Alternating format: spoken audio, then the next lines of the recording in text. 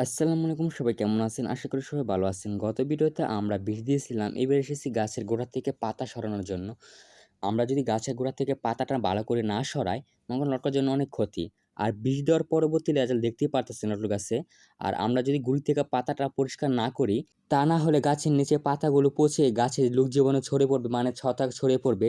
ছত্রাক মানে যারা ছত্রাককে চিনেন না, যারা দেখেন লেবু দেখেছেন, অনেক লেবুর উপরে দেখবেন সাদা, সাদা একটা স্পরতের মতন একটা দাগ পড়ে, এটাকে আমরা ছত্রাক বলি। এটা লটকলের উপরে পড়ে যাবে, তারপর লটকলটা কিছুই কামে আসবে না। যে লটকলটা আমরা ৳১০০ বিক্রি করতে পারবো, সেটা আমরা ৳৩০ কেজিও বিক্রি করতে পারবো নাকি সন্দেহ আছে। আর বিষ দেওয়ার পর পরবর্তী রেজাল্টটা দেখতে পারতেছেন আপনারা।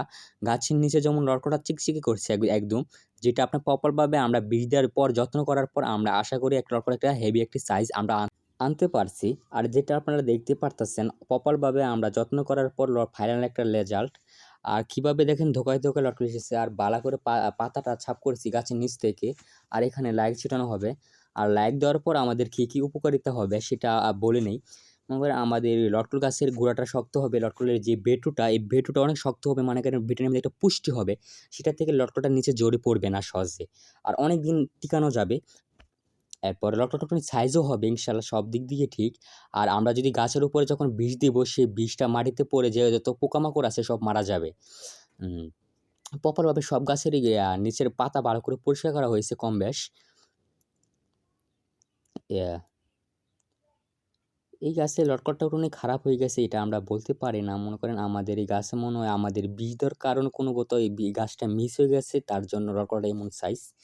এই লটকলটা এরপরও আমাদের এই লটকলটা ৳৫০ কেজি এভারেজ আসবে ইনশাআল্লাহ। উম আমরা আর কদিন পর লাইক দেব, সেটা আপনাদের ভিডিও আকারে দেখিয়ে নেব। উম আরেক ভাই কোথা থেকে যেন এমনি করে আমাকে বলেছিলেন লটকল আর কতদিন পর লটকলের বাজারে বিক্রি করতে পারবো। আমি যখন ভিডিওটা তৈরি করতেছি, এখান থেকে ২৫ দিন পরে আমরা লটকলটা বিক্রি করতে পারবো। আর এই যে গাছটা আপনারা দেখতে পারতেছেন, এটা আমার একটা পছন্দের গাছ।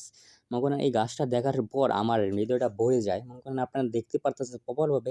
এরকম একটি গাছে যখন ফলে আসে, যদি চোখের সামনে আপনি দেখেন, আপনার কেমন অনুভূতি হবে আপনি একবার কল্পনা করেন।